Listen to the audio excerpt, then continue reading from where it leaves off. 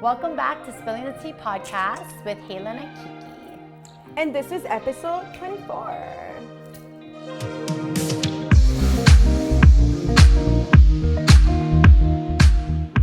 We is back. Can you believe that 24 episodes also mean that we've probably been filming for half a year now? Is that correct? Is my math mathing? Let me know if 24 episodes also means that we've kind of been filming for half a year. I really want to talk about rejection today.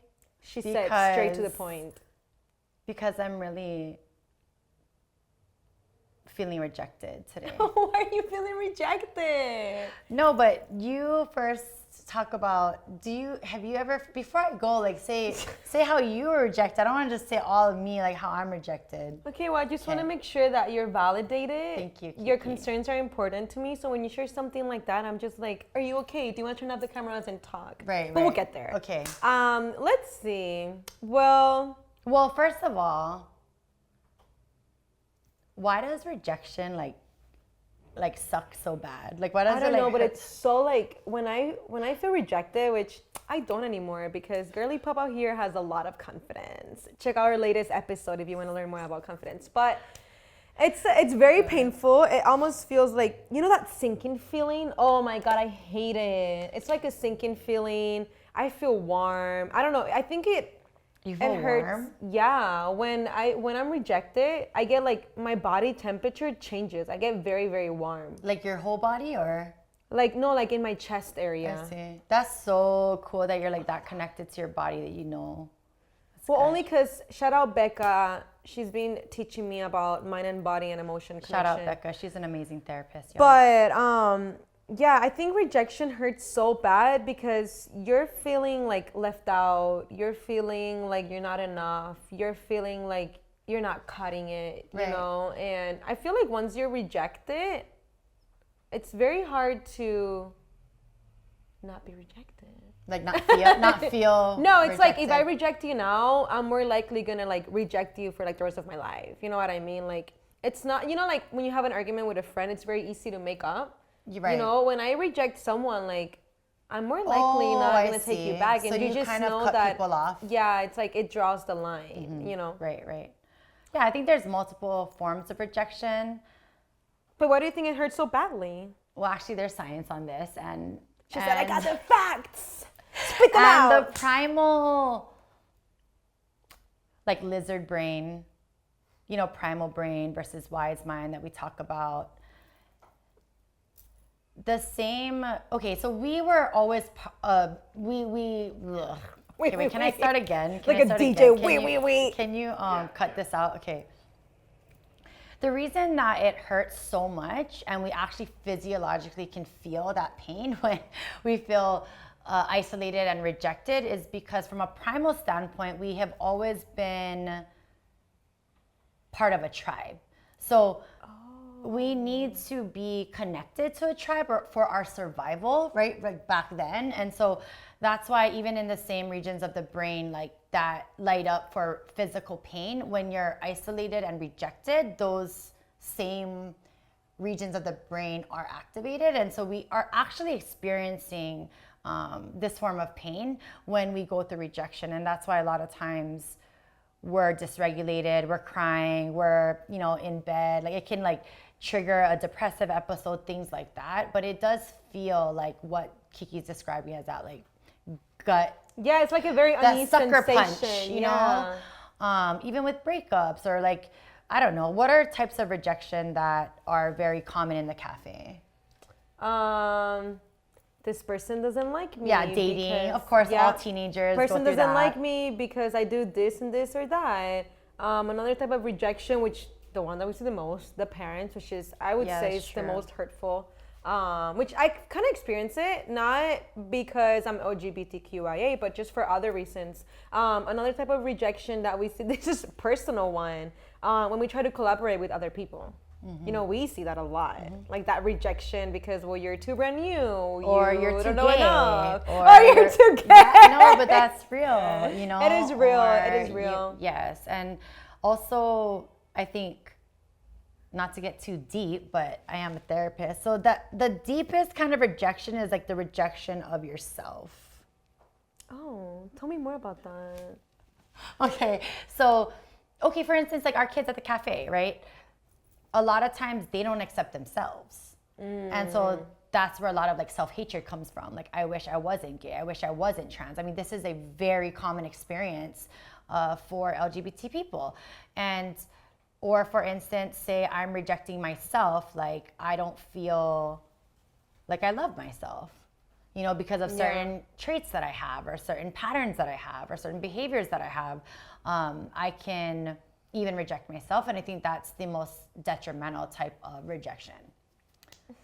That breaks my heart because there's just so many kids out there that, yes, they're just constantly rejecting themselves. And if you are continuously rejecting yourself, then how do you expect people to accept you? Right. Because, I mean, it's like when I talk to the parents, I'm like, well, if you're talking like that to your kiddo, how do you expect people are going to talk to them when they like leave your home, Right. But is there any experience where you felt like very rejected?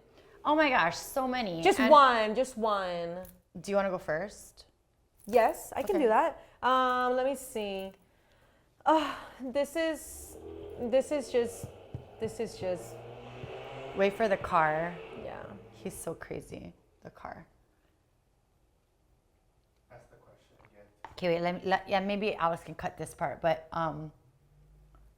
Kiki, do you mind sharing with our kiddos and all the other listeners a time that you felt very rejected in your life, whatever you feel comfortable?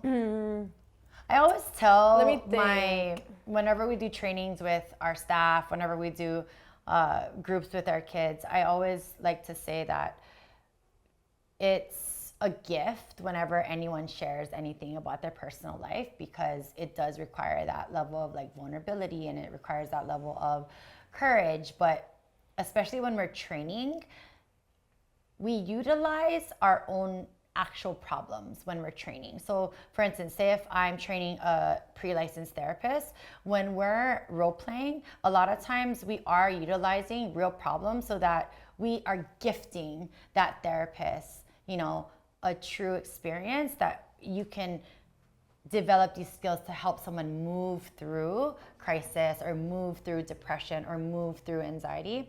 So I just wanted to highlight that, because I know we say a lot of things on this podcast, but we don't just say it just to say it like we're saying it in our house or at a coffee shop. We are saying it with the hope of allowing other people to feel safe.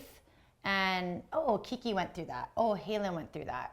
Okay, maybe I feel a little bit safer talking about it, or even acknowledging it to myself. So that's the reason behind us sharing. It's the why. So Kiki, whatever you want to share with our listeners about a time that you felt very rejected, and we can actually even like role model like how we would overcome that in a session or something. I think that I carried this with me for a very long time, and now I just kind of laugh about it. But growing up, my mom was a single mom for the first 4 years or 5 years of my life, because my dad, shout out mom, my dad was literally just missing in action. He recognized me as his daughter, did all of the legal documents when my mom gave birth to me, but then he just left, right? He left, and while my mom was pregnant, he actually got another lady pregnant. So he actually had two females pregnant. Do you want to say all that? Yeah. Okay, as long as you're okay with that. So I don't want you to have to like say it if you don't want to. No. Okay, start again. Keep going. I just don't want your mom to get mad. I don't care. Okay, my mom was pregnant first. My mom was the queen. The other lady was the mistress. Right. You know what I mean? Yeah. I don't care. Okay. And you can keep all of this to our editor. Over. Okay. Yeah. Start over, sorry. Yeah, I actually have a few scenarios, but I can think of one that I'm sure some of the teens can resonate with. And it's that my mom, She was a single mom for like 4 to 5 years. Shout out, Auntie. Shout out to my mom. She was doing her school. I don't remember, I just saw pictures of me walking with her when she got her degree. But anyway, my mom was a single mom, and my dad actually went missing in action a couple of weeks after my mom gave birth to me. He did like all of the legal documents, recognized me as his daughter, signed all kind of paperwork, to then later just like go MIA. But while my mom was pregnant, he also got another lady pregnant.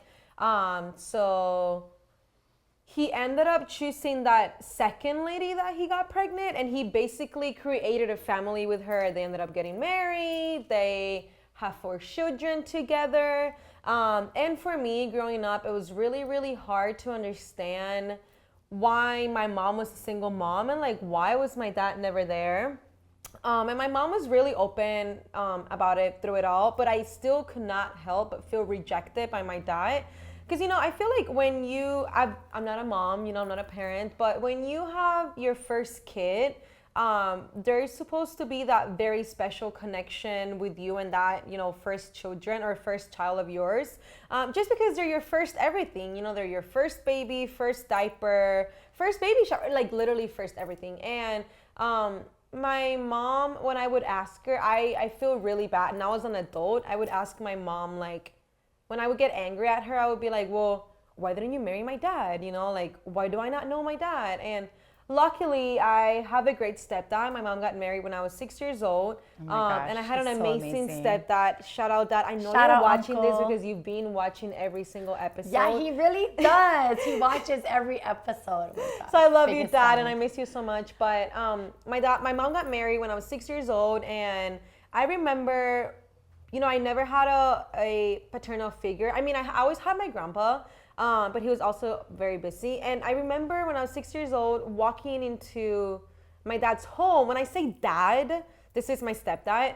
And I remember him opening the door to me, and I said something, and he said like, well, you can call me dad. And for me, I was like, what? Like literally, there was, just pretend like you have a lot of noise in your brain, and then like suddenly everything goes silent. Like I remember my brain just shut off, and I was like, wait, I actually do have a dad. But even though I had my stepdad stepping in as my dad, growing up, I still wonder about my bio dad. And my mom tried to like get him into court, he ended up fleeing the island. So he left the island completely. He literally wanted to disappear. And my mom always kept pictures of him. I was able to, see pictures of him, see picture of my siblings. And growing up, when I became 18 years old, or actually I was 19, I decided to reach out to my brother on Instagram.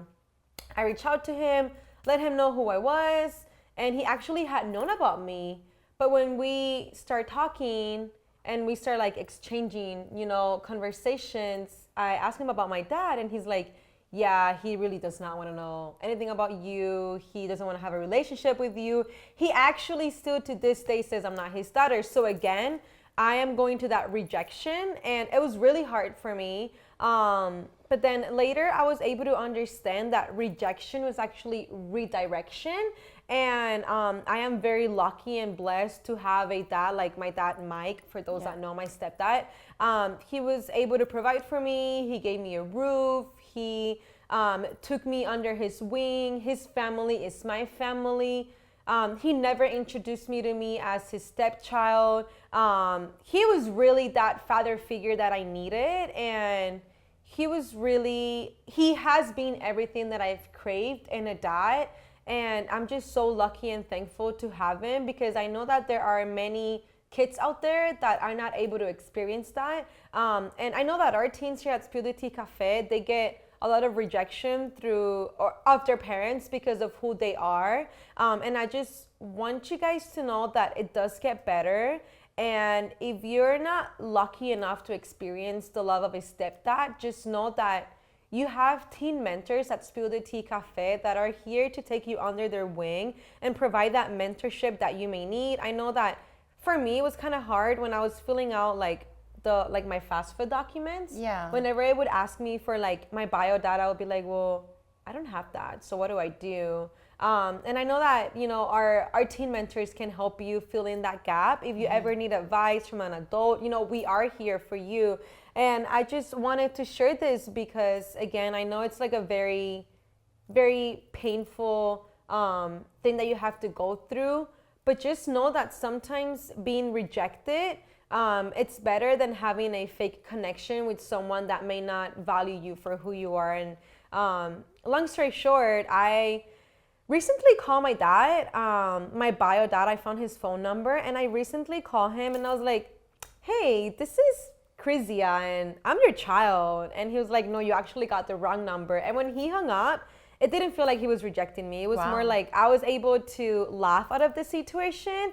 And I was like, actually, I am better than him. I have a lot of things that, you know, he missed. And now that my siblings are older and they're able to share with me their experience of growing up with my bio dad, I am very thankful that I did not grow up in that household. Right.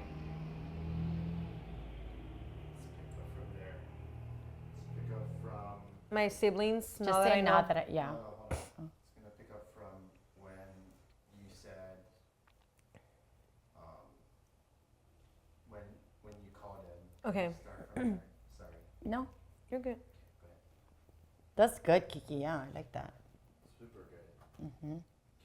And when you called in. And recently, back in May, after 28 years of basically no contact with him because we've never been able to exchange a conversation, I was actually able to build up the courage. Oh, wait, before I get there, last year, I texted him, right? I sent him a very long message for Father's Day, and I basically told him, like, you know, I know we've never had a connection, but I think you do deserve being congratulated for Father's Day. Even though we don't have a relationship, I'm just so proud that you were still able to raise for other kids, you know, send them out of college and just raise successful kids. I was able to kind of like make my peace because even though he didn't raise me, at least he was able to raise for other children that maybe needed him more than I did. Because again, I have an amazing dad that has been there through thick and thin. I have zero complaints. Literally, where he steps, I have to kiss because he's been nothing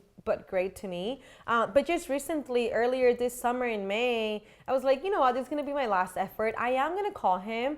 And I want him to hear my voice and know that I am here, open to communicate with him. So I call him and he introduced himself. He was like, hey, this is da da da da da.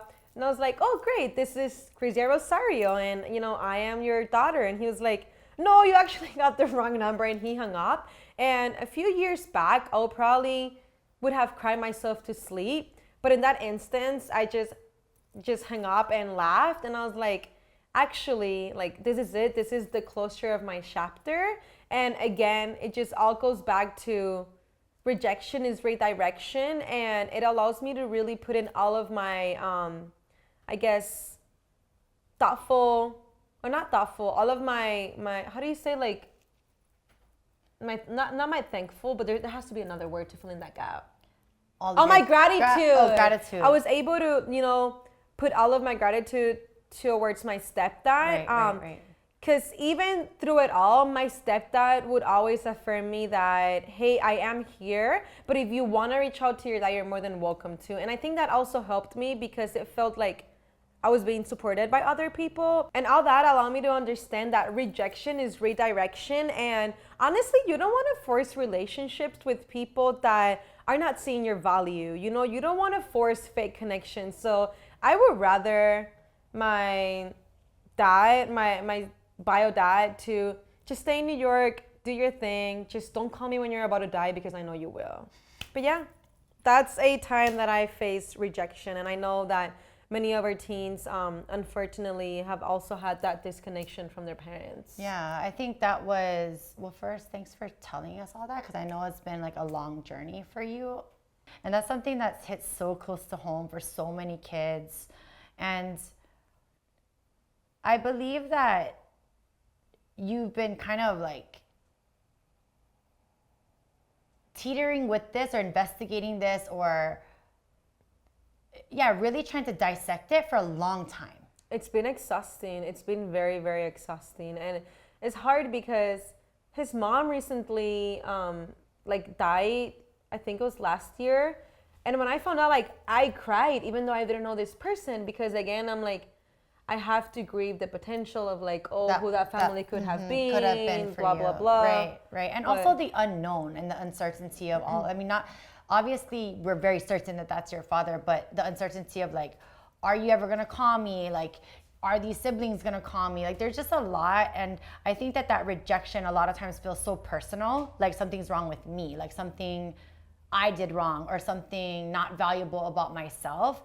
And probably throughout the years, you have figured out, finally, right, that has nothing to do with you, right? And I think that's why rejection is so hard, because it's actually like this illusion that there is something inherently wrong with me when actually it has nothing to do with you. And we're not here to please every single person on this earth. And we're here in our own lives, in our own perspectives, in our own like context of our family of origin and all of the things. And so it's so important that we start to get to know who we are, what we believe, what we want from this life, what we want in our job, what we want for our marriage, what we want for our children and our friendships.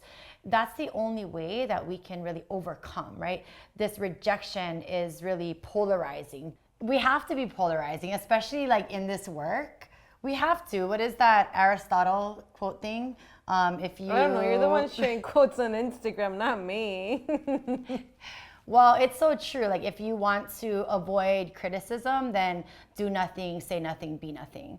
And if we're saying, like, for instance, at Spill the Tea Cafe, if we're saying we're an inclusive space, we're not going to hide that.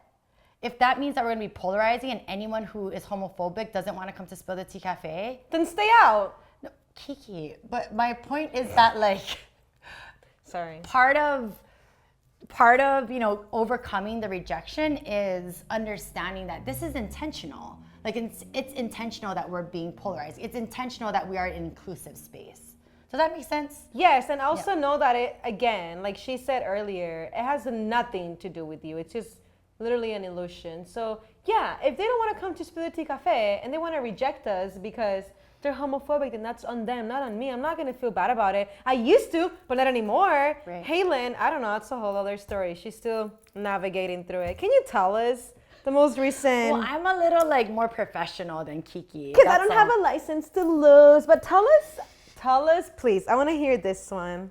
Can you please tell the public? Yeah, so the reason that we wanted to even talk about rejection today is because I've been really going through it, y'all. I'm going to just be so transparent with you because that's what I owe everyone anyway, and I guess what I owe myself. But we're new to this game. There's a lot of funders who want to fund us, and we're very grateful for that, but they don't actually want to fund us.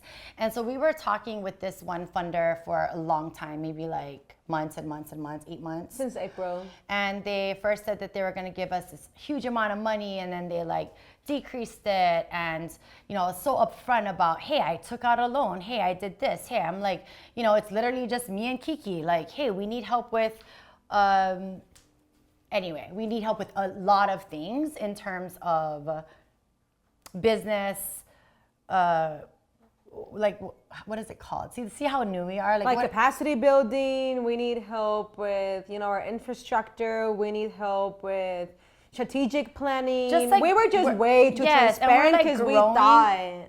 Right, and we're growing at very quickly rate. Right, but the thing is that if we can do this so community-based and so like grassroots, then I think we're doing something right. And a lot of times in philanthropy, like it's not a trust-based philanthropy. So a lot of times, well-meaning individuals, it does go back to the system of philanthropy, which is very, very flawed and does not allow us to innovate, does not allow us to have room for new ideas and new ways of operating a social enterprise or nonprofit.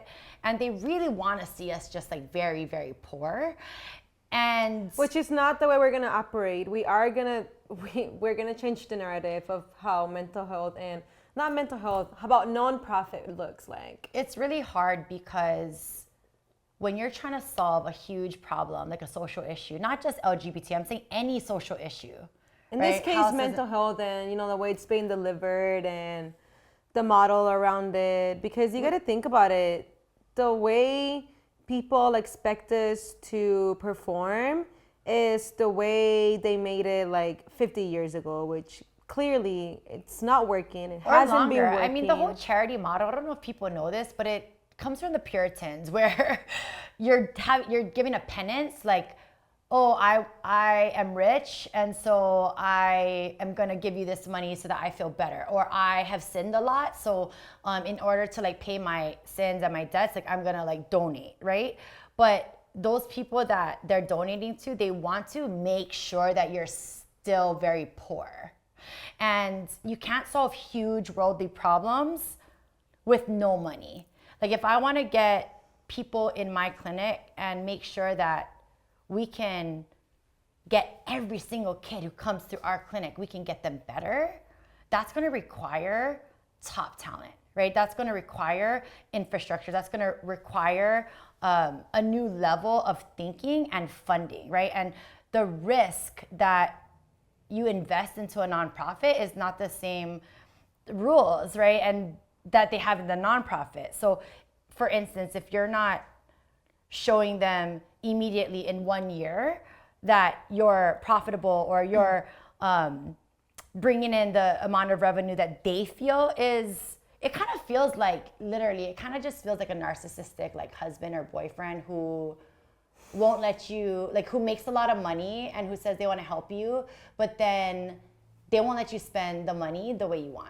You know what I'm saying? Like, yes. If you want to get if you feel like you want to get a dress at Target, your boyfriend's be like, no, you can't get a dress because I feel like you shouldn't waste money on a dress. So what do you do with those people? You cut them off. You don't wait for them to tell you, reach back to me in 9 months to see where you guys are at, see if you guys are doing better. No. So this funder told me that we want to fund you. Like they came to us. Email me to We're find out so who this grateful, right? Then they like decreased it. And then they told me, because I don't know anything, like, hey, I need you to talk to this agency, this agency, this agency. I need to talk to this consultant, this consultant, this consultant. Literally so many consultants they want me to go talk to because they probably are like, whatever, Haylin doesn't know anything, which is fine. I did all of that and I reported back to them what every person said. And then they said, oh, well, so basically I said, imagine, I don't want to say the names because we're in Hawaii and it's so small, and I do have like still love and respect for people in this industry. I'll say like KFC and McDonald's. So I'll pretend, right? So they said, go talk to KFC and go talk to McDonald's, okay? And have them help y'all with any kind of consulting that you might need, and then come back to us and report. Okay, so I just want you to know that McDonald's said they could be our fiscal sponsor, and then KFC said that, their strategic planning is gonna cost this much. And I said that for like 10 places, right? And then they come back to me later and then they say, actually, you shouldn't have gone to McDonald's. You shouldn't have gone to McDonald's. You should have never said that they were willing to be your fiscal sponsor, because that is so rude, and we just don't feel like you are really like bought into the process, whatever that means. And we also don't think that it's good that you have a private practice, which, by the way, for y'all who don't know by now, I don't come from wealth. I don't come from like super affluent, whatever. And so whatever debt we took on, whatever private practice I'm working in right now, it's necessitated. Like we wouldn't be here right now without that. And so in the for-profit world, that's called a startup. That's called, we're impressed with your grind the first 3 years in any startup. But in nonprofit, it's like, you're dumb, you're financially irresponsible, you're whatever, right? And so when they let us know. And they even like had a whole ceremony for us. Like they even like invited us You to can this no longer thing. find it because I Like, deleted that of and, our like, Instagram. All of this, the worst part about it was like, but maybe in 9 months when you get better as a director, then maybe you can call us back, right? And this was for a lot of money, like $750,000. And Which, if you've been following us since February, you know that money would have allowed us to get hit the to our million. 1 million. Because we have fundraising secured goal. 350, and I'm so proud of us. I'm so proud of us. So I was so offended, you know, like I took it personal because they're like, you're such a great mom. They keep saying, you're such a great mom. You're such a great mom. But we're so concerned that you like have to work a lot. You're stretched thin. Like, anyway, so I told them straight up, like, I wish that you would give me specific feedback that actually helps our organization instead of like pulling us around for 8 months and then now telling me, oh, you can't spend $10,000 on networking because that's not normal. Okay, thank you for telling me that now, 8 months later. And also, I will continue to spend $10,000 on networking because that $10,000 brings in more than $100,000 for our nonprofit organization. So anyway, I just felt so upset because it was shocking. And anytime there's a shock that happens where it's unexpected, it kind of makes everything worse, you know, to your nervous system. And so I immediately called Kiki crying. Literally sobbing. I was on my vacation and she walked me through it. I literally did all the things we talk about. I took a walk with like crying on the phone with Kiki, and you lifted me up so much that day. Like if it wasn't for you, I don't know if I would have been able to get through that day the way that I did. Like, yes, it sucked, but after I talked to you, I went right back to what I was doing, and I was able to enjoy my day and still enjoy my vacation, even losing 750 grand. And yesterday, 2 days ago, the queens, literally the community, the queens of our community, shout out Melanie, shout out Candy Show, shout out Miss Taraway, shout out Elemental, But last and but shout not out least, for wellness. yes. So Miss Vivacious for Wellness raised $4,000 for us in one day when I came back from vacation. And it's not about the money, but it's about the community showing up for us. And in ways that your political candidate or your very well-known foundation could never. That gave me all the hope that we needed. And even so many people approached me that day and they said, you know, if there was a place like Spill the Tea Cafe when I was younger, I might have resolved my depression sooner. I would have maybe not attempted suicide. This one person at the event told me, if there was a Spill the Tea Cafe when I was younger, I would have for sure transitioned earlier and I would have saved so much heartbreak for myself. And so when we hear these things, it may not be a financial value, but it's so much more than that. And whenever we feel rejected and we feel like this person, I'm not good enough for this person or my organization or my company or whatever it is, I'm not good enough. Even if it's like for a person you're dating, like I don't feel like I'm good enough for this person. It's really important that you look within and that you get to define what your happiness looks like. You get to define what your success looks like. You get to define what kind of person or people or team or job that you want to be a part of, right? And when you can reframe it that way, then that rejection, of course, yeah, it still stings, but at the same time, you get stronger. You get thicker skin, right? Like I'm not, in fact, a message to our funders, any potential funders from now until forever. If you believe in our mission, we're so happy to take your donation. We're so grateful that you are a part of this mission to save lives with us. But if you want us to change our business model, please, thanks but no thanks. I really do not want your funding.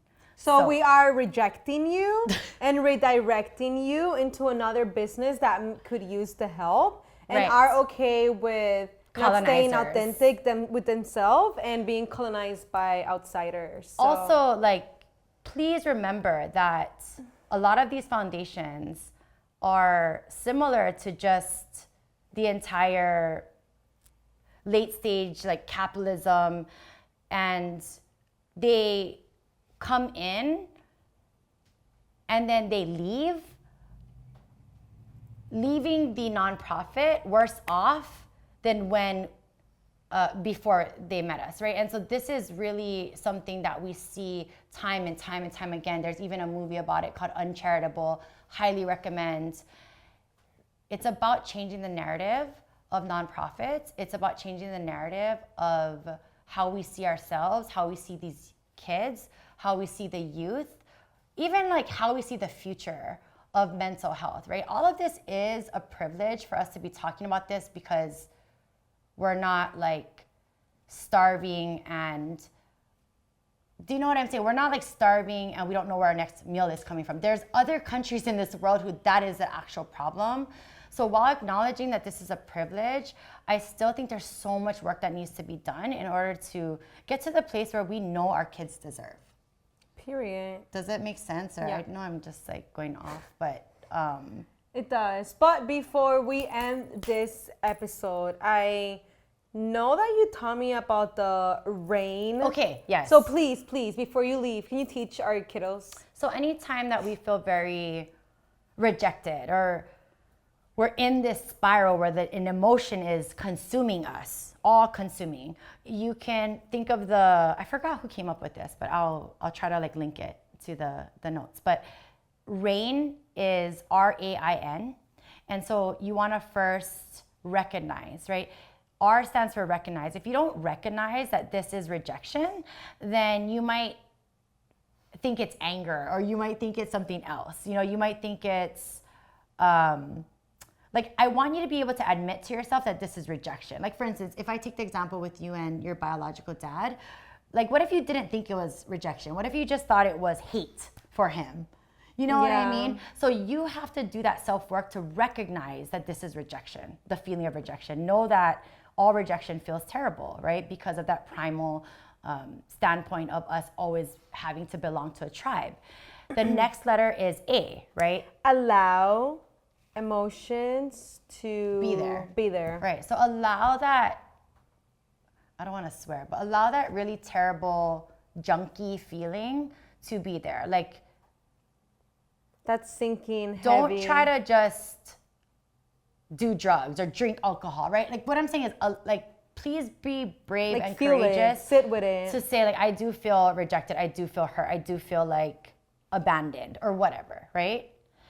Because that's going to help you regulate to the place where now we can actually work on the thoughts. Remember, you can't work on your thoughts or change your beliefs until you are regulated, right? So once you kind of understand and say, yeah, this is a vulnerable feeling, then and only then is when you can start to investigate. So I stands for investigate. And that's what you were doing all these years. And I'm really proud of you for that. FBI is probably why I wanted to be a lawyer, and that's probably why I did a criminal justice degree, because I was really invested. Yeah. That's probably why I'm so good with like looking stuff up in the internet. Exactly. I mean, I literally like, I'm not even gonna say it. No, but even what I'm trying to say though with your biological dad, though, that situation is that you have been investigating all these years. Like, that's why you reach out to him. That's why you call him. That's why, you know, you're trying to figure out, like, make it make sense. Yeah. Right? So it's like, it's not matching up in your brain. And whenever there's like a question mark in our brain, which is a schema, we fill it in with whatever we think. And a lot of times it can be a negative thought, right?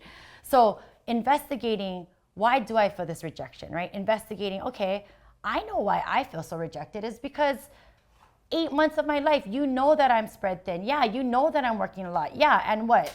Now you're gonna say, like, after all these months, you're not gonna give us any money? Like, I should be able to invoice you for wasting all my time.